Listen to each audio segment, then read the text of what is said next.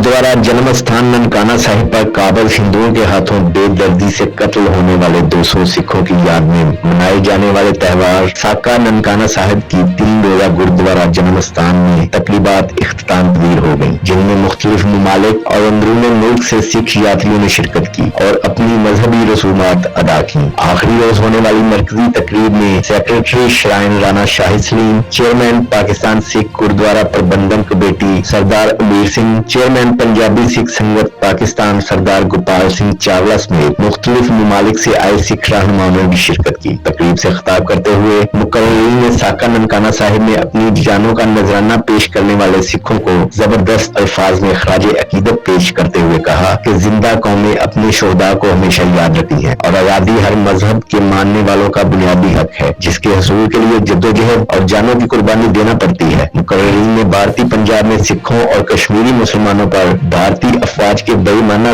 मुजालम की मजम्मत करते हुए उन्हें फौरी बंद करने का भी मुतालबा किया। 3 रोजा तकरीबात का इख्तिताम भोग की रस्म से हुआ। सिख यात्रियों ने तकरीबात के दौरान बेहतरीन और मिसाली इंतजाम करने पर हुकूमत पाकिस्तान, मतरूका वक्फ अमलाक बोर्ड और जिले इंतजामिया का शुक्रिया अदा किया।